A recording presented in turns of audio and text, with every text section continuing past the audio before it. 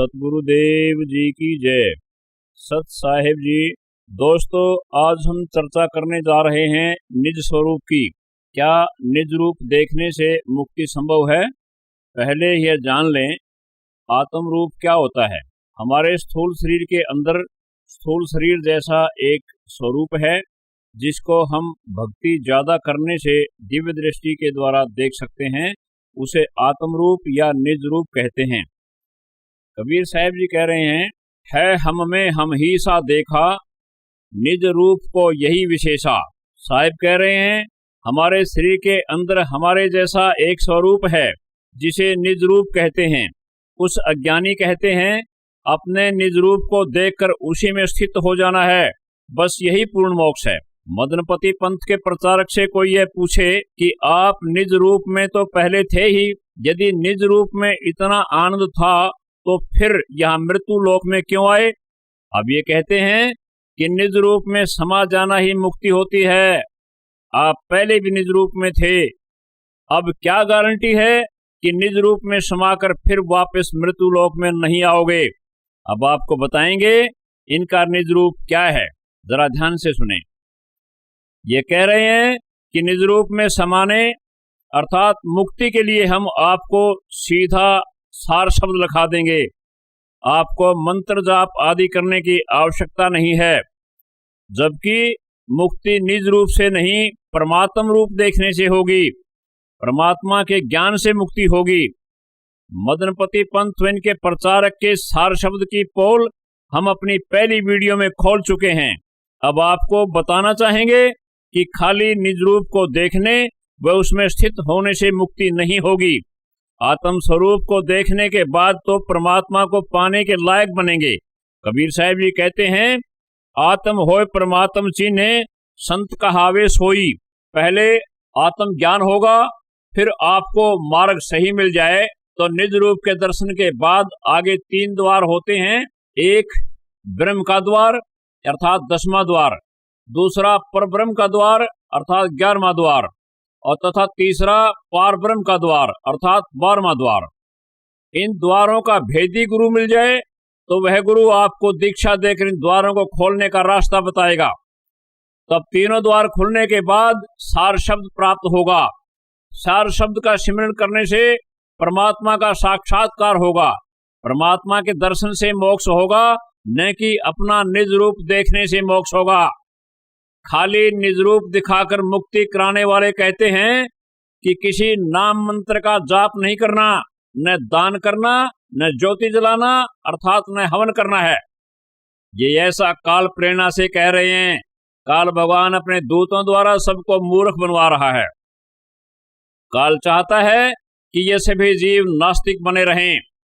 यदि इन जीवों ने सद्भक्ति कर ली तो इनकी आत्मा और बुद्धि शुद्ध हो जाएगी, जिससे इनको अपने निज घर का बोध हो जाएगा। सभी काल के चंगुल से मुक्त हो जाएंगे।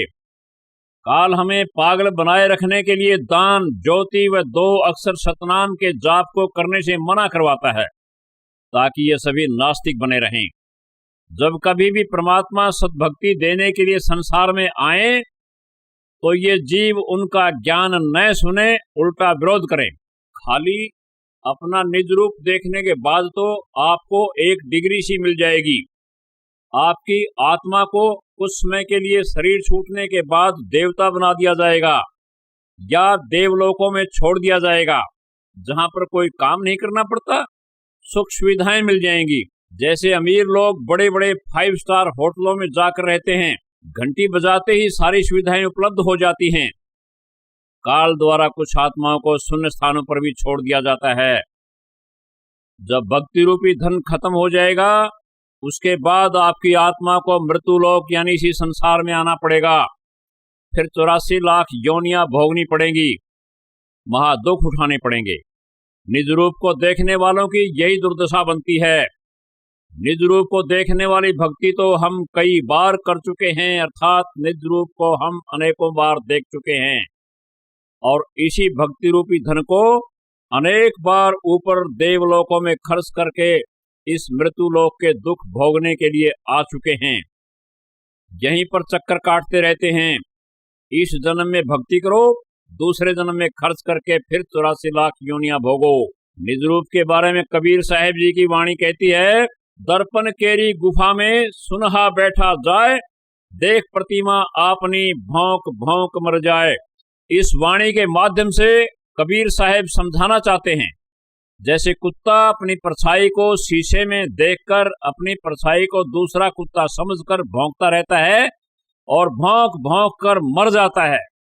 निज रूप देखने वाले भक्तों को यही भ्रम हो जाता है कि तो खुद ही परमेश्वर है, तेरे ऊपर कोई नहीं है, तुम्हें किसी ने नहीं बनाया, तू ही सर्वे सर्वा है।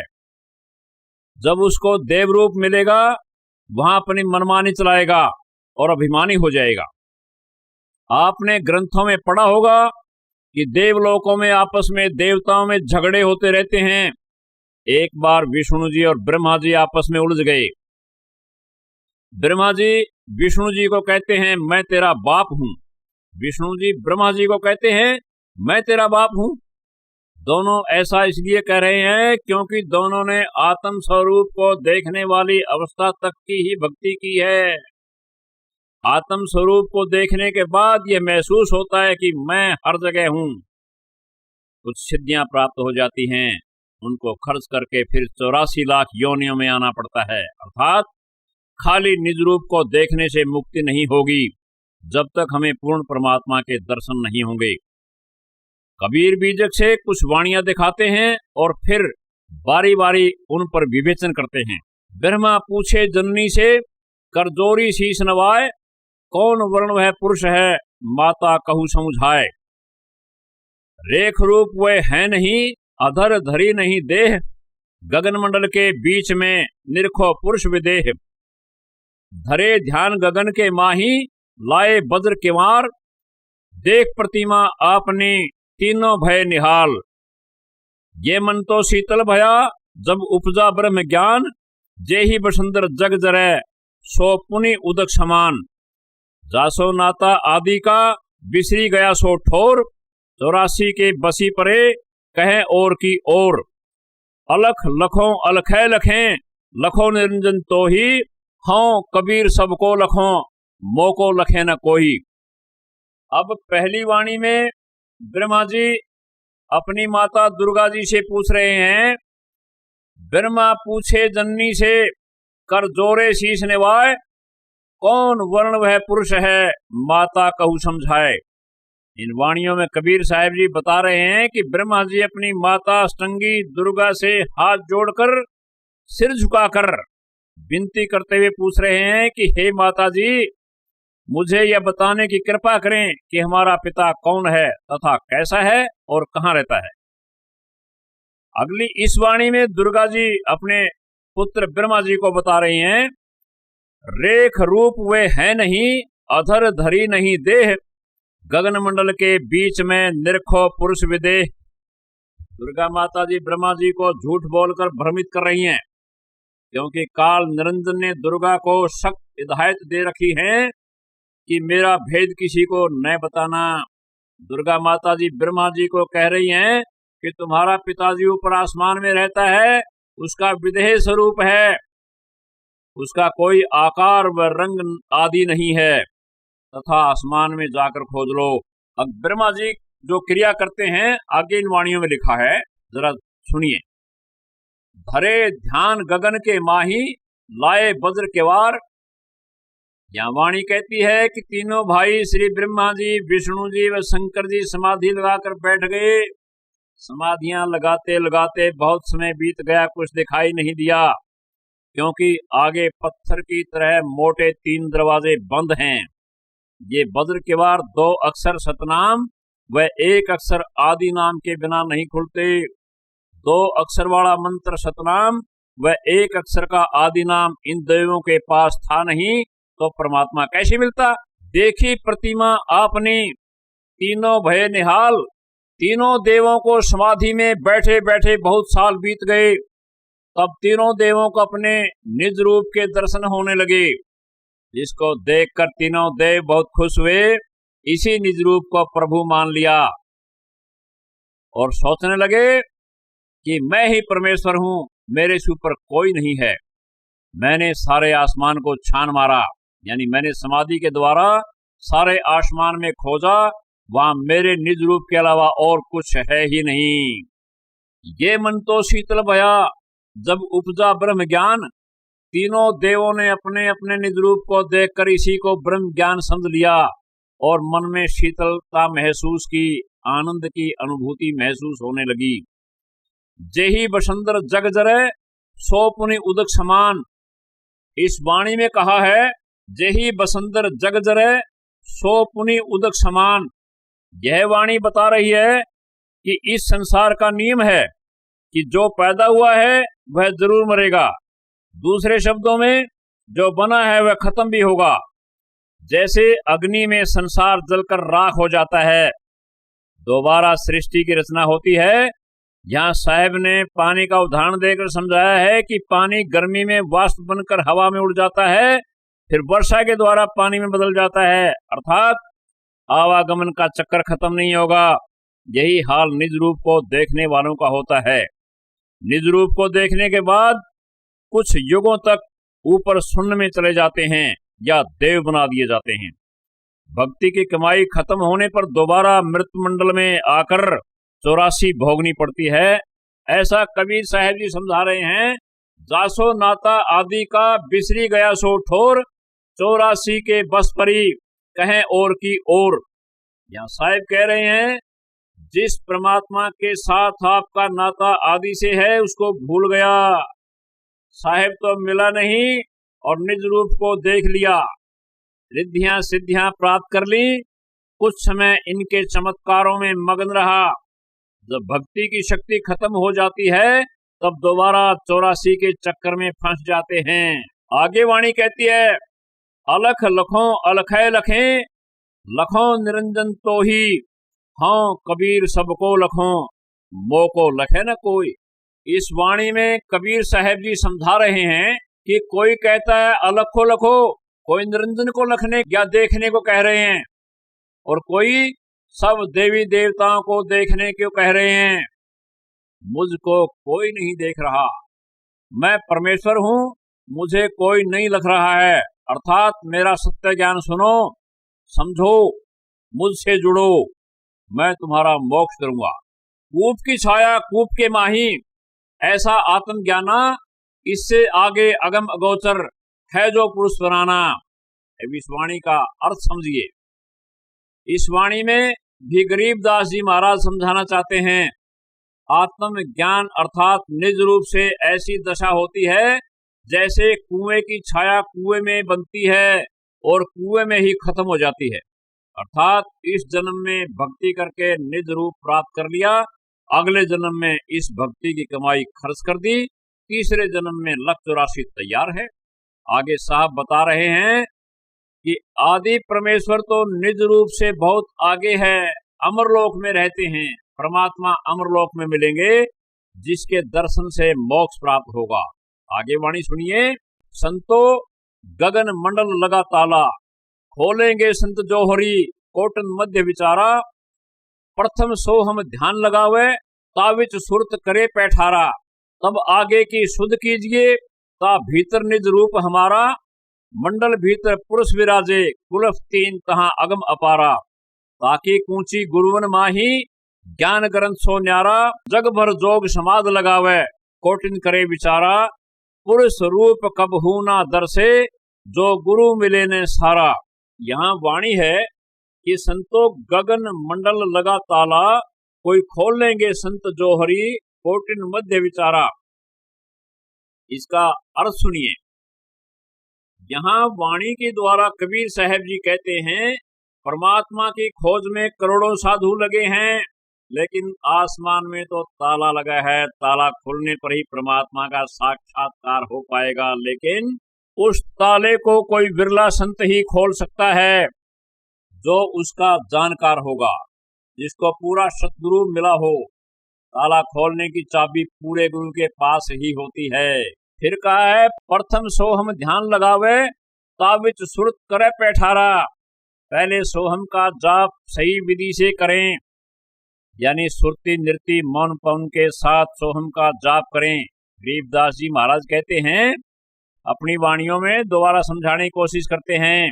सोहम जाप अजपा थरपो त्रिकुटी संयम धुन लगे, मान सरोवर नहान हंसा गंग सहस मुख जित बगे। सतगुरु सोहम नाम दे बुझ बेरज विस्तार, बिन सोहम सीझे नहीं मूल मंत्र निज सार। सोहम सोहम धुन लगे दर्द बंद दिल माही, सतगुरु पर्दा खोलही परालोक ले जाही। कबीर साहब जी धर्मदास जी को कह रहे हैं कि सोहम शब्द निज सांच है, जपो अजपा जाप, कहें कबीर धर्मदास से देखो अगम अगाध। साहेब बता रहे हैं कि सोहम के जाप करने से ही मुक्ति मार्ग प्रशस्त होगा। आगे वाणी कहती है कि तब आगे की शुद्ध कीजिए ता भीतर निज रूप हमारा। सोहम की भक्ति करने के बाद फिर आपको अपना निज रूप दिखाई देगा। आगे वाणी कहती है मंडल भीतर पुरुष विराजे, कुलफ तीन तहाँ अगम अपारा, ताकि कूची गुरुवन माही ज्ञान ग्रंथ सो न्यारा। साहेब कहते हैं कि निज रूप देखने के बाद तो भक्ति शुरू होगी, केवल निज रूप देखने से मोक्ष नहीं होगा। परमात्मा जी तो बहुत आगे हैं, वहां तक के रास्ते में 3 ताले और लगे हैं। उनकी चाबी पूरे भेदी गुरु के पास होती है, जो नाम देने का अधिकारी होता है। जब शिष्य लायक हो जाता है तब गुरु जी शिष्य को नाम देंगे, वह जपने का भेद बताएंगे, तब जाकर ताले खुलेंगे। यह ज्ञान अर्थात ताले खोलने की विधि ग्रंथों में नहीं लिखी होती, यह पूरे संत के पास होती है। आज पूरे संसार में संत रामपाल जी महाराज जी के पास ही तीनों तालों की चाबी है। आगे वाणी है जग भर जोग समाध लगावे, कोटिन करे विचारा, पुरुष रूप कबहू ना दर्शे, जो गुरु मिले न सारा। साहेब बता रहे हैं चाहे आप जिंदगी भर समाधि लगाओ और करोड़ों प्रयत्न करो, कल्पना करके 10वें द्वार के ऊपर कितना ही ध्यान लगाए बैठे रहना, परमात्मा का दर्शन कभी नहीं होगा जब तक 3 तालों को खोलने वाली चाबी देने वाला गुरु नहीं मिलेगा। जिनको बाहरी गुरु अर्थात मदनपति पंथ व उसके प्रचारक जैसे गुरु मिलते हैं, वे उनकी जिंदगी से खिलवाड़ कर रहे हैं। वे कहते हैं 10वें द्वार के ऊपर चेतन आत्मा शब्द में सुरती लगाओ, उसमें सुरती लगाते लगाते मर जाओ, तब तुम्हें अपना निज रूप दिखेगा, उसी में स्थित हो जाओ, बस यही मोक्ष है। 10वें द्वार पर सुरती लगवाकर हठ योगी बना दिया, जबकि कबीर साहिब कहते हैं शब्द निरंतर मनवा राचे, मलिन वासना त्यागी, उठत बैठत कबहू न छूटे, ऐसी तारी लागी। साहिब समझा रहे हैं हमें चलते फिरते उठते बैठते नाम का सिमरन करना है, हठ योग नहीं करना है। जबकि कबीर साहब 3 ताले खोलने के बाद परमात्मा की प्राप्ति बता रहे हैं। अब आप खुद विचार करें, ये काल के दूत 10वें द्वार पर ध्यान लगाने की बात कहते हैं। यह 10वां द्वार तो माया व ब्रह्म का स्थान है, जो सब जीवों को कैद किए बैठे हैं। इनकी यानी काल की भक्ति करवाकर आपको काल की ही कैद में रखना चाहते हैं, आपके अनमोल जीवन के साथ खिलवाड़ कर रहे हैं। इनसे सावधान रहना चाहिए। ये काल के दूत 10वें द्वार पर मुक्ति बताते हैं, जबकि कबीर साहब जी 12वें द्वार के खुलने के बाद मुक्ति बता रहे हैं। आप विचार करें कि लोहे की दुकान पर कभी भी सोने के जेवर अथवा गहने नहीं मिलेंगे। ये वाणी तो कबीर साहब गरीबदास जी की पढ़ते हैं, अनुवाद अपनी अनुभवहीन बुद्धि से करते हैं। ये वाणी को पढ़कर वक्ता बन गए, अनुभव ज्ञान है नहीं। इनके लिए सतगुरु कहते हैं हमारी गाई गाएगा, 3 लोक में धक्के खाएगा। और कहते हैं करनी तज कथनी कथें, अज्ञानी दिन रात, कुकर ज्यों भौंकत फिरे, सुनी सुनाई बात। गरीबदास जी महाराज जी समझा रहे हैं कि इनके पास करनी अर्थात अनुभव तो है नहीं, सुनी सुनाई बातों को दुनिया के सामने वक्ता बनकर कुत्ते की तरह भौंकते फिरते हैं। निज रूप व परमात्मा कैसा है यह पूछने पर कहते हैं कि यह तो अनुभव से जाना जाता है, बताया नहीं जाता, देखा नहीं जाता। उसका रंग रूप कुछ नहीं है। जैसे गूंगा गुड़ खाकर गुड़ का स्वाद कैसे बताएगा, इसका उदाहरण देते हैं। जबकि कबीर साहब ने परमात्मा का शरीर, रंग, रूप, स्थान आदि सब का पूरा विवरण दिया है। साथियों, अब हम विस्तार से बताएंगे कि निज रूप अर्थात हंस स्वरूप कैसा होता है। यहाँ हमारी आत्मा के ऊपर 5 शरीर और हैं: स्थूल, सूक्ष्म, कारण, महाकारण और कैवल्य शरीर। इनके भीतर आत्मा कैद है।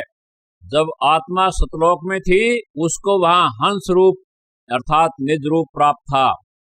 हंस रूप सतलोक में नूरी तत्वों से बना होता है। उस शरीर को परमात्मा जी ने अपने वचन शक्ति के द्वारा प्रकट किया होता है। हंस शरीर अजर अमर होता है।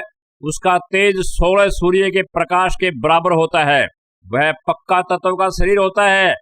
हंस रूप कभी बूढ़ा नहीं होता, न ही नष्ट होता है।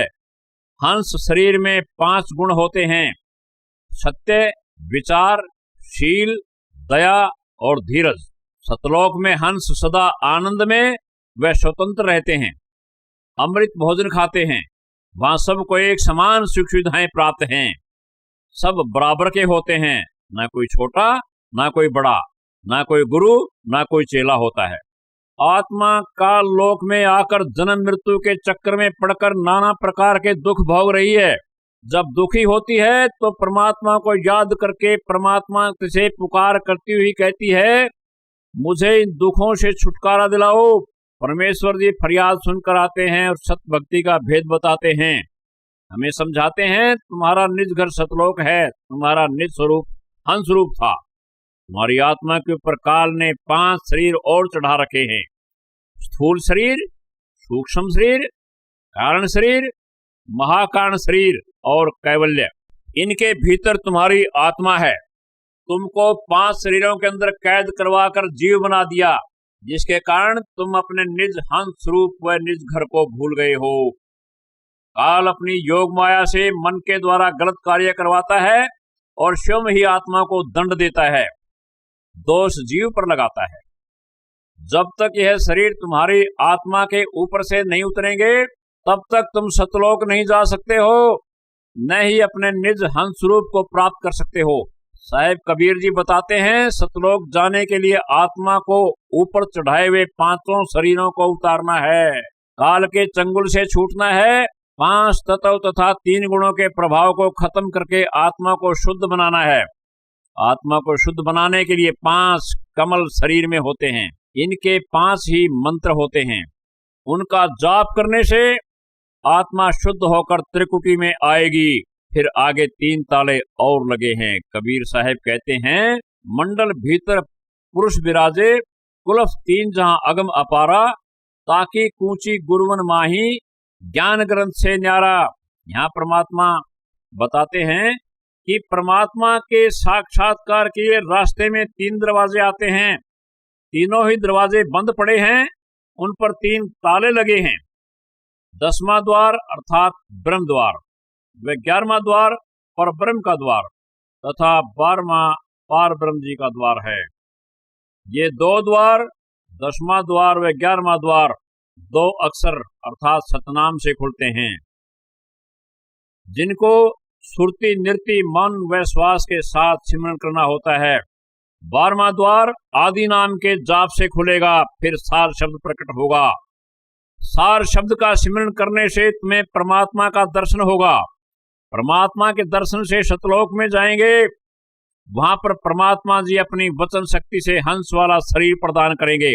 तब हम अपने निज हंस स्वरूप को प्राप्त होंगे। तुम अपने निज स्वरूप को और अपने निज घर सतलोक को भूल गए हो, इसलिए दुख भोग रहे हो, लक 84 में चक्कर काट रहे हो। एक वाणी में कबीर साहब जी बताते हैं, मेरे हंसा भाई, हंस रूप था जब तू आया, अपना स्वरूप भूल में भूला, ताते जीव कहाया। ये अधूरे गुरु व उनके शिष्य कहते हैं कि ऊपर कोई लोक नहीं है। जो तुम्हें ऊपर कोई लोक बताता है वह झूठ बोल रहा है। तुम्हें अपने निज रूप को देखकर उसी में समा जाना है। तुम स्वयं ही परमात्मा हो, तुम्हारे ऊपर कोई परमात्मा नहीं है। तुम स्वयं ही सतनाम हो, स्वयं ही सत शब्द हो। अकह अनाम नि अक्षर तथा स्वयं ही नि शब्द आदि तुम स्वयं ही हो। जिसको तुम खोज रहे थे वे स्वयं तुम्हारी आत्मा ही है। इन अज्ञानियों से कोई पूछने वाला हो कि तुम स्वयं ही अर्थात आत्मा ही परमात्मा है, तो 184 में पढ़कर गधे बनकर बोझ होती है, कभी कुत्ते बनकर भौंकती है और कभी सुअर बनकर टट्टी खाती है। क्या ऐसा कहना परमात्मा का अपमान नहीं है? सारे सदग्रंथ व पंथ तथा सभी संत परमात्मा की शक्ति व महिमा का गुणगान करते करते थक गए। आखिर में यही कहा कि आपकी गति को कोई नहीं जान सकता। जबकि यह मदनपति पंथ का अनाड़ी प्रवक्ता कहता है कि 3 लोक की जेल किसी ने नहीं बनाई, स्वयं जीवों ने बनाई है। आप विचार करो, कोई अपराधी अपराध करके स्वयं जेल बनाकर कैद होना चाहेगा? कभी नहीं। अध्यात्म मार्ग में हमने मदनपति पंथ के प्रवक्ता जैसा मूर्ख, अनाड़ी, घमंडी, अज्ञानी तथा भ्रमित व्यक्ति दुनिया में और नहीं देखा। ये अपने अज्ञान के द्वारा भक्तों को भ्रमित कर रहे हैं। ये अपनी एक वीडियो में कहते हैं कि 52 अक्षरों में आने वाले नाम मंत्र देने वाला गुरु आप लोगों को काल जाल में फंसा रहा है। यही बात इनके ग्रंथ सत्यनाम नाम प्रकाश टीका में लिखी है कि यदि कोई सतगुरु आपको वचन द्वारा बोलकर या 52 अक्षरों में आने वाला नाम मंत्र देता है तो उसको स्वीकार नहीं करना है। मगर ये प्रवक्ता अपनी ही दूसरी वीडियो में कहते हैं कि हमारे गुरुजी भी कोई 4-5 नाम मंत्र देते हैं। साथियों, यहाँ एक बात विचार करने योग्य है कि मदनपति जी तो अपने ग्रंथ सत्य नाम नाम प्रकाश टीका के पृष्ठ संख्या 96 पर कहते हैं कि जो गुरु 52 अक्षरों में आने वाले नाम मंत्रों का जाप देता है उसे स्वीकार नहीं करना, क्योंकि वह आपको काल जाल में फंसा रहा है। जबकि दूसरी तरफ मदनपति पंथ के प्रवक्ता कहते हैं कि हमारे गुरुजी 4-5 मंत्रों का जाप कम से कम 3 साल तक जपने के लिए देते हैं। यह कितनी हास्यास्पद बात है कि इनके पंथ प्रवर्तक तथा प्रवक्ता के विचार ही आपस में मेल नहीं खा रहे, तो ये आम भक्तजन का क्या भला करेंगे?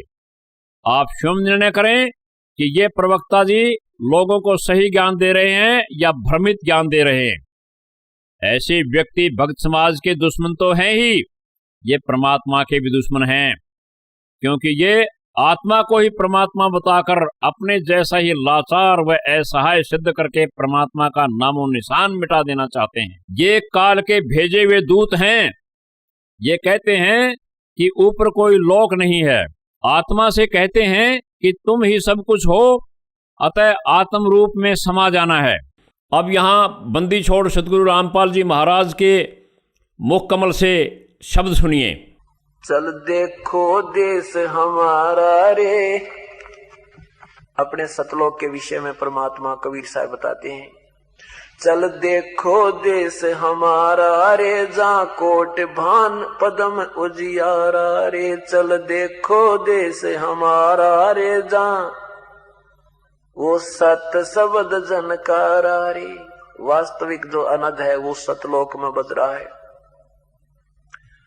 चल देखो देश हमारा रे, जा उजल भंवर गुंजारा रे। चल देखो देश हमारा रे, जा चंवर सुहंगम डारा रे। चल देखो देश हमारा रे, जा चंद्र सूरज ना तारा रे। वहां वो 100 प्रकाशित लोग, 100 प्रकाशित भगवान, 100 प्रकाशित सब वहां के हंस हैं। एक अपना वहां जाने के बाद 16 सूर्य जितना सुंदर शरीर में लगा। 16 सूर्य जितना प्रकाश के तुल्य इतना प्रकाश में अपना शरीर होगा। प्रकाश नहीं होगा, शरीर होगा। जैसा यू है नो का नो शरीर होगा। अब ये जैसे ना यहाँ ही देख लो, किसी का गोरा रंग है, किसी का सांवला रंग है, तो वहां सबका एक जैसा कति ऐसा नूर होगा। शरीर ज्यों का त्यों होगा। ये ऐसा नाविरम होगा, नाड़ी का नहीं बना होगा। वो एक तत्व से बना होगा, 5 तत्व से बना हुआ नहीं होगा।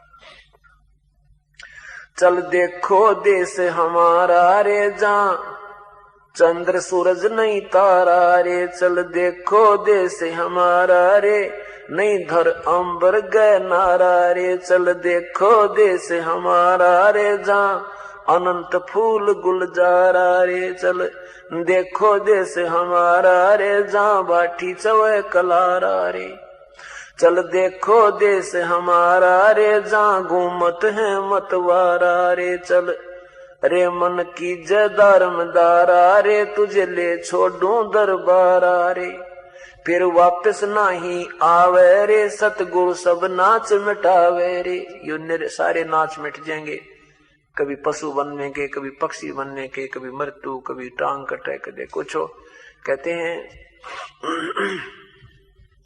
फिर भव सागर नहीं आवे रे, सतगुरु सब नाच मिटावे रे, चल अजब नगर विश्रामा रे, तुम छोड़ो देना बामा रे, चल देखो देश अमानी रे, जहाँ कुछ पावक ना पानी रे, चल देखो देश अमानी रे, जहाँ जल के बारा बानी रे।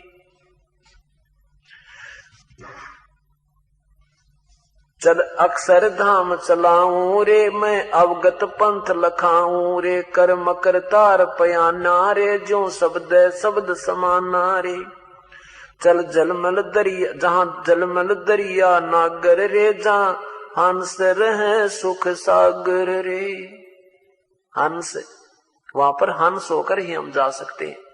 अब हम यहाँ पर कौवे जैसी वृत्ति के हो गए, अपने सुख के लिए हम दूसरों को ना जाने कितना कष्ट दे देते हैं। साहब कबीर जी वाणी में बता रहे हैं सतपुरुष जी कैसे हैं, हंस आत्मा का स्वरूप कैसा है और सतलोक में क्या क्या खान पान है। अब सुनिए कबीर साहब जी क्या कह रहे हैं। तीन लोक ते भिन्न पसारा, सतलोक पुरुष दरबारा, पुष्प द्वीप जहां पुरुष अस्थाना, आदि पुरुष जहां बैठे अमाना। साहेब वाणी के माध्यम से समझा रहे हैं तीन लोक से अलग सतलोक है। सतलोक में एक पुष्प द्वीप नामक स्थान है जहां पर आदि परमेश्वर रहते हैं। आगे सुनिए।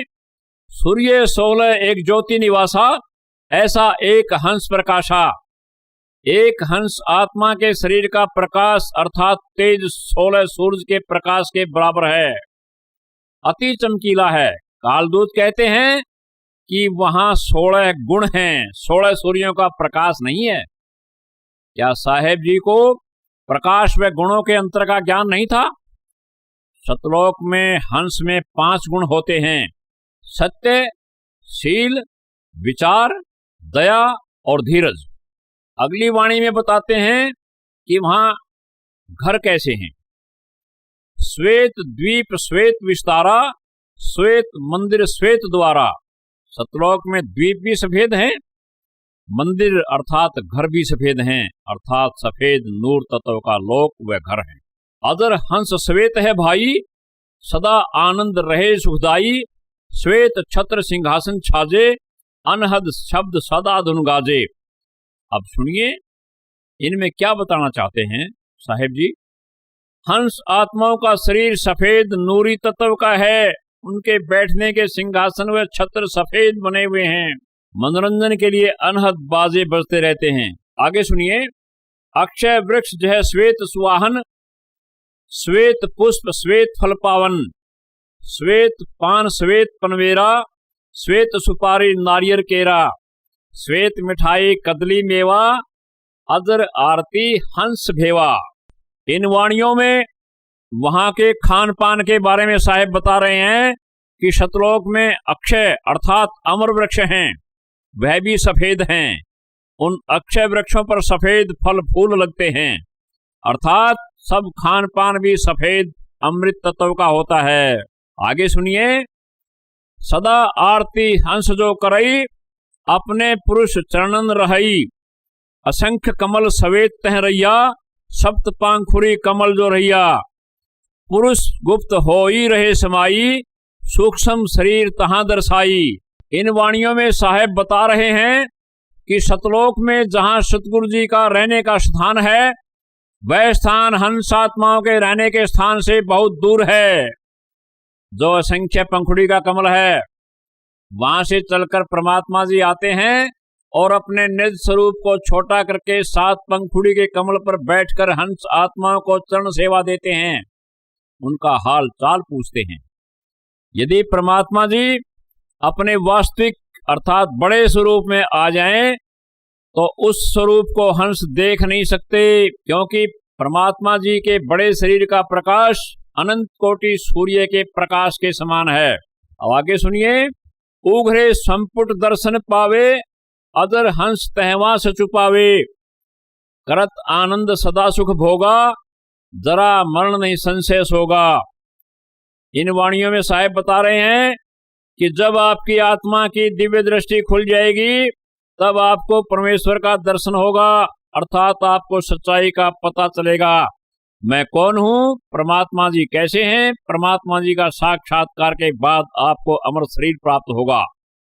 उस हंस निज रूप की कभी मृत्यु नहीं होती और सतलोक में सदा आनंद अर्थात सुख भोगता है तथा सदा सदा के लिए बना रहता है।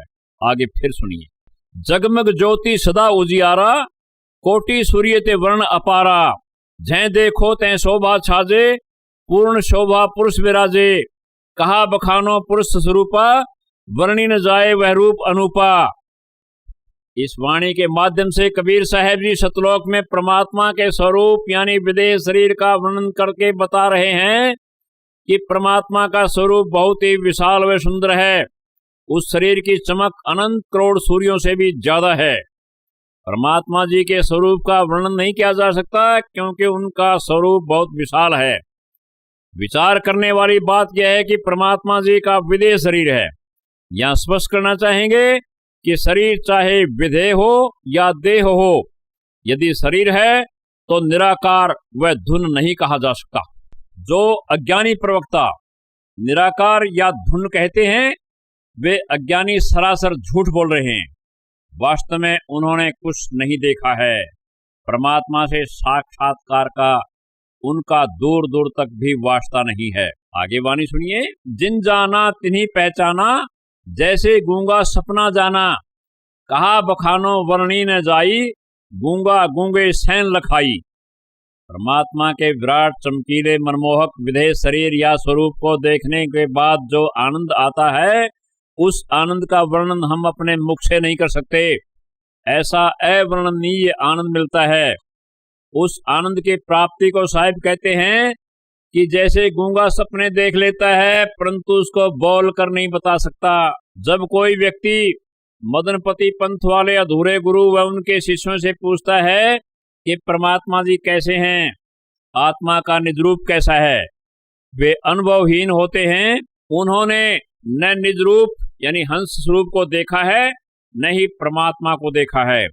अपनी कमजोरी को छुपाने के लिए उदाहरण देते हैं कि गूंगा गुड़ खाकर उसका स्वाद कैसे बताएगा। अरे हम तो गुड़ का स्वाद नहीं पूछ रहे, हम पूछ रहे हैं कि गुड़ कैसा है, अर्थात परमात्मा कैसा है। उन्होंने गुड़ को न देखा है और न ही खाया है। वे सुनी सुनाई व्याख्या तोड़ मरोड़ कर पेश कर रहे हैं, जबकि कबीर साहब ने परमात्मा के स्वरूप, सतलोक व वहां की व्यवस्था तथा आत्मा के हंस रूप अदर शरीर को अनेकों वाणियों में विस्तार से बताया है। उदाहरण के तौर पर एक वाणी में हमने उल्लेख भी कर दिया है, लेकिन अज्ञानी अनुभवहीन गुरु व उनके शिष्य इस सच्चाई को पचा नहीं पाते। अब यहाँ बंदी छोड़ सतगुरु रामपाल जी महाराज के मुख कमल से शब्द सुनिए। तो क्या बताते हैं परमात्मा। चल हंसा सतलोक हमारे, छोड़ो ये संसारा हो। चल हंसा सतलोक हमारे, छोड़ो ये संसारा हो, छोड़ो ये संसारा हो। इस संसार का काल है राजा यो, माया जाल पसारा हो। इस संसार का काल है राजा यो, माया जाल पसारा हो। 14 खंड इसके मुख में बसंत है, जो सबका करत आहारा हो। ये सबका करे आहारा हो। चल हंसा सतलोक हमारे, छोड़ो ये संसारा हो। चल हंसा सतलोक हमारे, छोड़ो ये संसारा हो, छोड़ो ये संसारा हो। जार बार कोई ला कर डारे, और फिर दे अवतारा हो। जार बार कोई ला कर डारे, फिर दे अवतारा हो। ब्रह्मा विष्णु शिव तन धर आए, फिर और का कौन विचारा हो, और का कौन विचारा हो। चल हंसा सतलोक हमारे, छोड़ो ये संसारा हो। चल हंसा सतलोक हमारे, छोड़ो ये संसारा हो, छोड़ो ये संसारा हो। सुर नर मुनि जन सब छल बल मारे, 84 में डारा हो। सुर नर मुनि जन सब छल बल मारे, 84 में डारा हो। मध्य आकाश आप जहाँ बैठा, वो ज्योत स्वरूपी उजियारा हो, ज्योत स्वरूपी उजियारा हो। चल हंसा उस सतलोक हमारे, छोड़ो ये संसारा हो। चल हंसा सतलोक हमारे, छोड़ो ये संसारा हो, छोड़ो ये संसारा हो। वाक्य पार एक और नगर है, जहाँ बरसे अमृत धारा हो। वाक्य पार एक और नगर है, जहाँ बरसे अमृत धारा हो। श्वेत स्वरूप फूल जहाँ फूले, हंसा करत विहारा हो, हंसा करत विहारा हो। चल हंसा सतलोक हमारे, छोड़ो ये संसारा हो। चल हंसा सतलोक हमारे, छोड़ो ये संसारा हो, छोड़ो ये संसारा हो। कोट चंद्र सूर्य छिप जावे, जाके एक रोम चमकारा हो। कोट चंद्र सूर्य छिप जावे, जाके एक रोम चमकारा हो। कह कबीर सुनो धर्मदासा, लखो पुरुष दरबारा हो, देखो पुरुष दरबारा हो। चल हंसा सतलोक हमारे, छोड़ो ये संसारा हो। चल हंसा सतलोक हमारे, छोड़ो ये संसारा हो, छोड़ो ये संसारा हो। सत साहिब। आपने बंदी छोड़ सतगुरु रामपाल जी महाराज के मुखारबिंद से सतलोक के बारे में कितना सुंदर विवरण सुना। साथियों, हम चले तो थे परमात्मा को पाने के लिए, लेकिन इन नकलियों ने निज रूप में उलझा दिए। मुक्ति परमात्मा के मिलने से होगी, न कि निज रूप देखने से। कोई इन अज्ञानियों से पूछने वाला हो कि निज रूप में स्थित होने के बाद यदि पूर्ण आनंद था तो आप वहां से यहां आए ही क्यों?